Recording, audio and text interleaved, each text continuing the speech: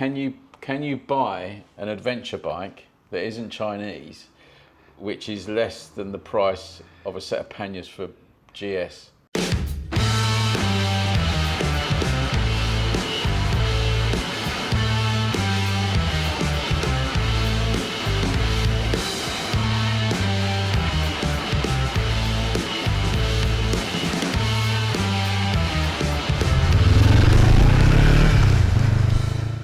Right, hello everybody, we're back at Dave's at Boldore. It's not been up for a little while. It's an interesting thing Dave's got on the bench. And also, I thought we'd do this thing, can you buy an adventure bike for the price of a set of luggage for a BMW GS?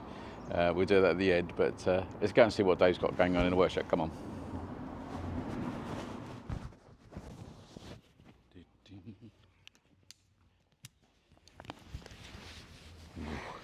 Look at the bell set.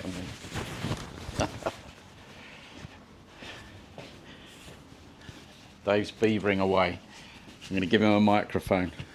He's got his own mini microphone. Here you go. There you go. Stay there. There you go. Got a little furry animal back. How you doing, Dave? Yeah, not too bad, mate. We good? We yeah, good? Trying to get all these oddball things done. Yeah. So I noticed you got two Hondas in. So this is a twin. Yeah, this is a 450 black bomber. The double overhead cam, weird one. No one wanted it. It's supposed to have taken over the 500 scene in the 70s, but it never did.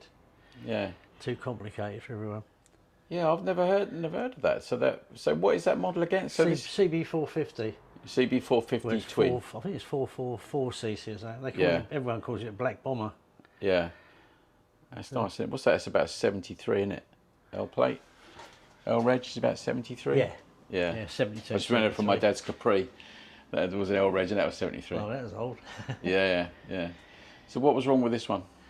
It wouldn't start, but the carbs are all blocked up. But looking at it, I think because the taps looks like it's leaking, I think it's filled the engine up with petrol and oil. There's a few interesting things dripping out the bottom of it, isn't there? Yeah, it's coming out of the crankcase breather somewhere. Just trying to get this undone, but I don't think he's undone this for. I'll just see how much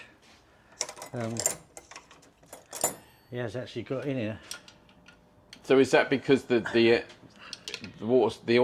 fuel is going through the carburetors and then it's just filling up and just going through into the engine. Going all the way down into the sump. I've had that before with the GT750. Yeah. Before I turned it onto reserve and turned it onto prime. Yeah. Went on holiday for 2 weeks and 4 gallons of fuel that was in the tank. It was sitting at the bottom. Yeah, that was a bit of fun. Nice. Is that the thing where you hear the term like it goes, if you kick over, it's all slurpy and horrible? Well, it didn't do anything. It just locked solid because the whole engine. Because there was so much. I didn't realise. Well, I thought take the plugs out, kicks it, and got covered from head to foot in petrol. So at least I had a day off of work because of it. No, I couldn't really. Bloody hell, that is on there tight. That's well and truly solid, isn't it? Cool. Geez. Jesus Christ. Let's do that. It's at the wrong angles, wasn't it? Yeah. Not supposed to be looking there. No, I'm going to turn away. I'm going to go look at this tank while you're tapping away.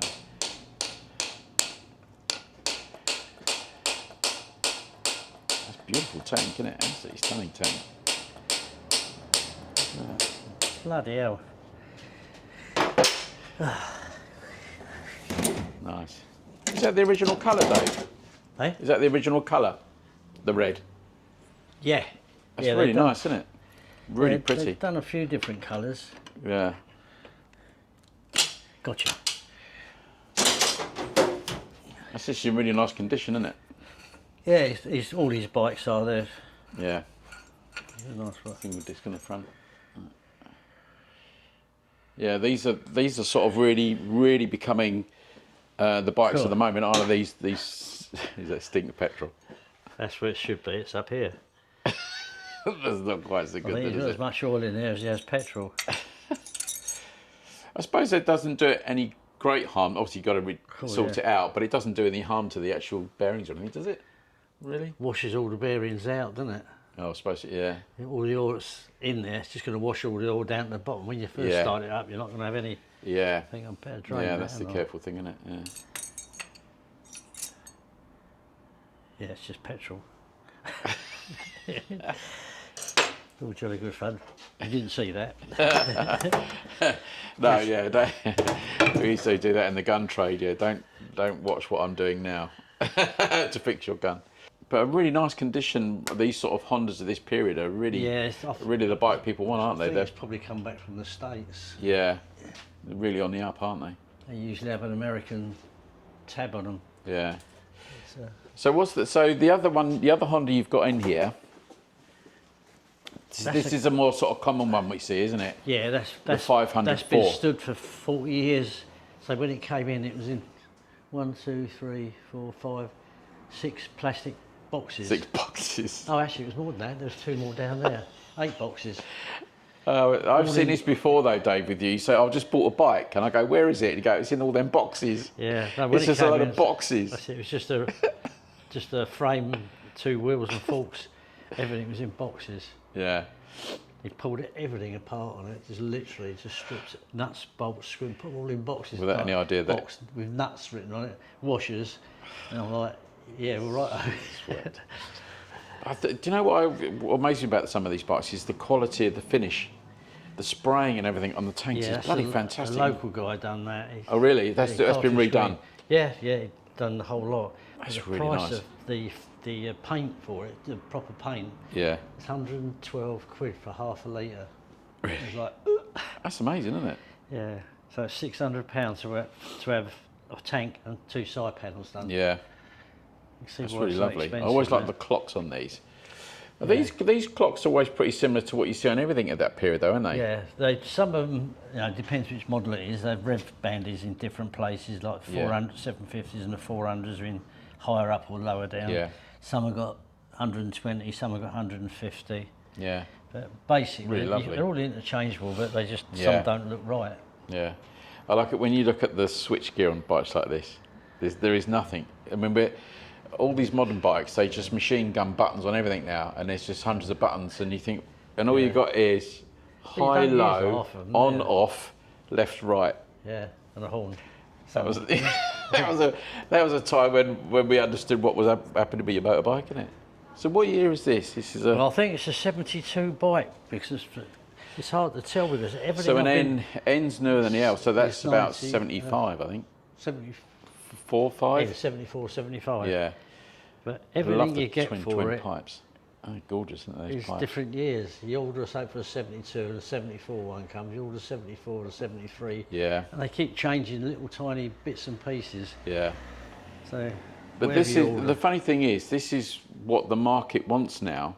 If someone could build a nice 500 twin or triple, 4-cylinder like this, it would do amazingly well. I don't know why anybody hasn't really done it. The Chinese are starting to do it, aren't they? Yeah, they are, but they're not, funny enough, they're not making classic style bikes.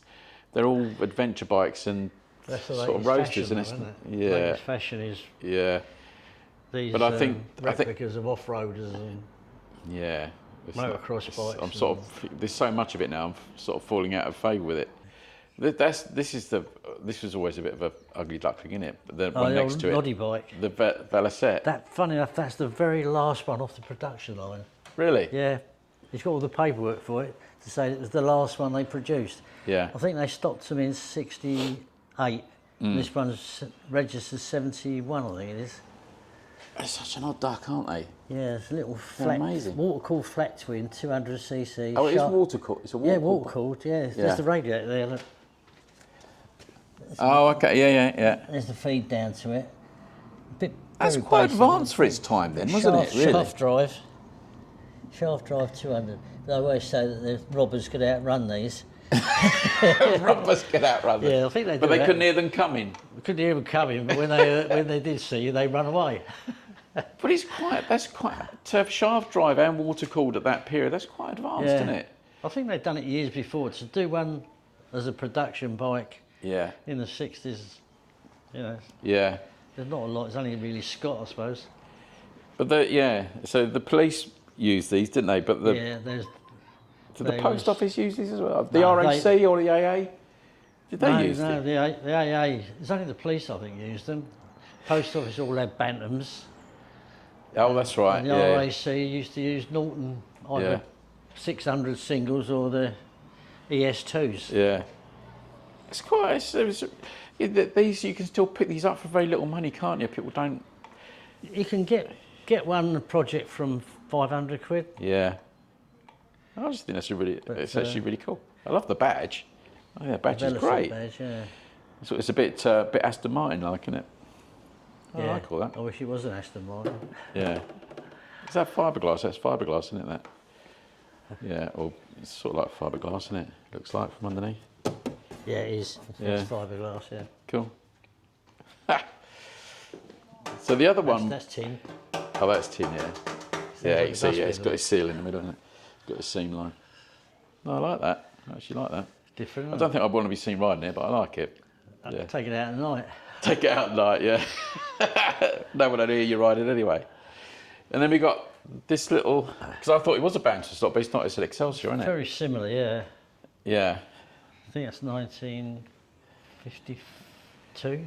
Look how skinny the rear wheel is. I think it's a That's 98 almost like a push cc. bike wheel, isn't it? I've seen push bikes with bigger wheels than that. Yeah, they're about, I don't suppose you do more than 49 an hour or something. Mm. But the electronics packed up, so I had to put a new coil in it. Yeah. It's got a, which side was it now? I can't even remember what side. It's that side. Yeah. Nice though, isn't it? This is sort of like the cheap way into classic bikes, isn't it? Yeah. This sort of stuff, Bantams and stuff like this. What's a bike like this worth now? They're not huge money, are they? No. 1,500, 2,000. And it's just Yeah, a simple little thing, isn't it? It's one of those things. You can learn to work on a bike with this, can't you? Well, yeah, it's pretty basic. Yeah. Not like there's loads of ASB.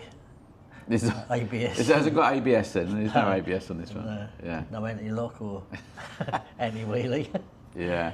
I suppose the only thing that would kill these eventually is the type of fuel we can get. These will run on anything. Will they?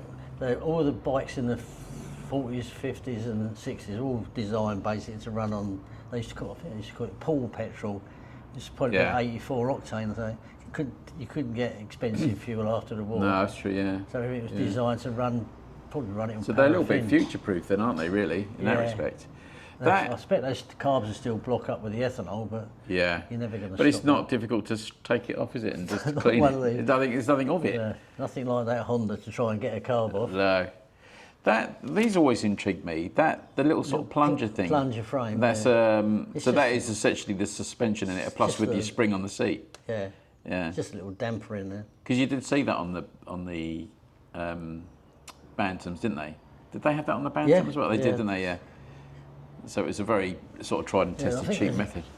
There's actually ones the post office used to use there. Yeah. You occasionally see those, didn't you? They're nice. Well, the other thing I wanted to talk about, I put in the thumbnail. Can you buy an adventure bike that isn't Chinese, which is less than the price of a set of panniers for GS? There you go. And then you can't you? Because here we are. Because you got one, haven't you? Yeah.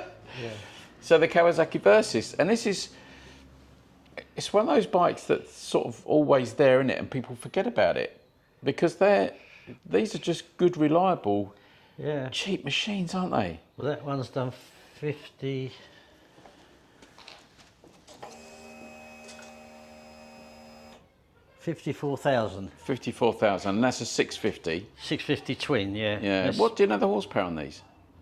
Probably about 60, I'd have thought. Yeah, it's got to be about 60, isn't it? So it's got more than enough for you need to do a tour on it, isn't it? Yeah. I say it's going to start, and this is what, 2011. Yeah, 2011. It's got the aftermarket silencer, rack, spotlight, seated grips. Yeah. Twin discs on the front.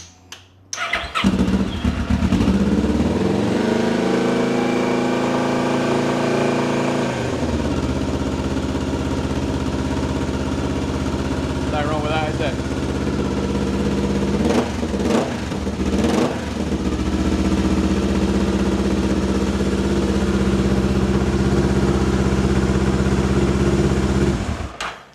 It's quite nice it's got the twin discs on the front because to get twin discs on the front of a bike that size is quite unusual now. You know, you don't see that very often. I think it's ABS as well. Yeah, it is. Is it? Yeah. Yeah. Yeah. So we've got just a nice simple water-cooled 650 twin, isn't it? Just a parallel twin. What more do you want, really? And all this loveliness, Dave, with all these bits and pieces, is how much money? £12.50. $12.50. I know. Why? You know, the thing is, you could buy that, ride it for a year, take it on tour, and then you'll sell it for the same what you pay for Yeah, it. probably would do, yeah. Isn't it? I think it just needs a good washer. So I mean, Yeah, well, it's only just come in, isn't it, for you? Yeah. Yeah. Alloy rims. That's just the dirt on it. Yeah. Should take it outside, give it a clean, yeah. give it a clean. I'm not sure about the exhaust. I think I'd want to stand exhaust. What's that, a Dell? I expect if you went on the website, there's probably hundreds of standard exhausts. Yeah. Which everyone's first thing they've done was slang them off and put an aftermarket. But the seat, it's a nice. You get a nice comfy seat on these. Reasonable size range on the tank. I don't know if I can touch the floor on that or not. I'm a bit of a short arse, aren't I? Oh, I can. Yeah. I'm only 6'2". And I bet that, I bet that's in that. It's in that era when they were building bikes like this, and then they sort of seem to stop. But these bikes, I just think, they go on forever. If you just service them and look after them, they just go on forever. These things, But the fashion changes, isn't it? And then people, and I think you can buy, some of this stuff that's coming out of the Far East for next to nothing. But then you can buy this, ride it, and it's still you won't lose any money. It'll still be worth what it is in 2-3 years' time, won't it? It can't lose any more money, can it? Not really, no. Yeah. And all the parts are available, aren't they? Should keep it as a run around, really, shouldn't I? Yeah, you should do, yeah. It's sort of like a workshop bike, isn't it? Yeah. Yeah. I like a little twin headlight arrangement on it. Got a little extra screen. It's got hand guards on it. What's not to like for 1,250 quid? It's cheap, isn't I don't know. And I think there are bikes like this out there, aren't there? There's lots of bikes out there like this, but you've just got to know what it is you're buying, isn't it? Yeah. I think it's got another 3 months MOT on it. Yeah. Oh, well, there you are. So we've sort of gone round the world back again, haven't we? So we've gone from Japan with Honda on the bench, Honda, to UK, still in the UK, and then back to Japan. Fantastic. Yeah, you got Italy. Italy, yeah. We could go to Italy via Italy British. via Britain, yeah. Back to Italy again. And you go, oh, is that a Bantam there, Dave? Yeah, it's 175. Oh, yeah, because you've got the 175 Bantam. Yeah, that's only 1,200 quid. 1,200 quid? Yeah. And Did you hear that, everybody? That's 1,200 quid. You could buy an adventure, you can have a garage with an adventure bike and a classic bike for 2.5 grand. Yeah. That's all new wheels, all new rims, spokes, tyres, all the engines have been rebuilt. I just think these Bantam things are such a great way into collectible bikes. And just going out just for, a Sunday afternoon ride, isn't it? Yeah. Amazing. Right, there we go. That was a quick look around Dave's workshop to show you. So yes, you can buy an adventure bike for the price of a set of panniers on a GS. Or a second-hand Chinese scooter. A second-hand Chinese scooter. Right, we'll see you in the next one. We'll say goodbye to Dave. Say goodbye, Dave. Au revoir. No, I take everybody. And I'll see you in the next one. Look after yourselves.